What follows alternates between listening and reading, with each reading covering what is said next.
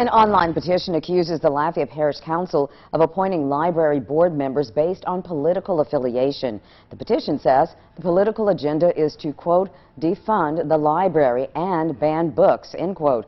The political director did not reveal any names, but the online petition does. News 10's Renee Allen joins us now live after speaking with that organizer. Renee. Every library is the petition organizer. Now, they're located out of Illinois, and every library is a non-profit 501c4 civic organization that petitions for libraries and looks out for their best interests.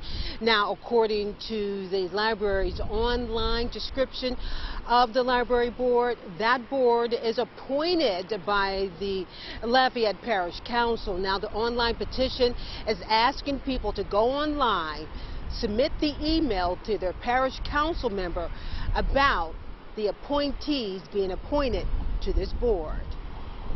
The way to maximize parental choice is to allow parents to have access to the materials to make a choice for themselves. You know, but when one group of people decides what another group of people is allowed to read or not allowed to read or access, that's where that choice falls away. Every library is the petition organizer. Its political director, Patrick Sweeney, says the danger is when board appointees stop acting in the public or library's interest. If you agree with what the library board is doing now, which is a very conservative board enacting conservative based policies on books that are banned, you're probably not going to like it when that board is controlled by a progressive group and they're banning books that you want to keep in the library. Also pointed at the Library Review Committee that review books that face being banned or challenged. So they, 2 weeks ago, changed the policy so that it was 2 board members and 1 librarian so that they could outvote the librarian more often. Parish Council member John Gilbo says he's never made a library appointment that's political. People will say that. That's their perception, but I can tell you from my heart, from my soul, that's not the way I make my appointments. I look at the individual's resume, and based on the qualifications, if I feel like that person is the best for that job, that's how I do it. And I'm talking about not just library, but across the board on all the boards and commissions. That's how I operate.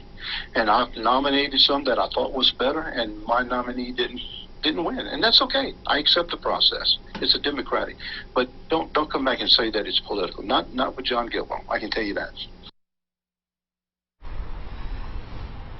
I reached out also to the library director, and he says he hasn't seen the petition. He has no interest really in seeing the online petition. He says because everyone has a right to express their opinion, their First Amendment right. He says his concern is to ensure that the library is operating properly.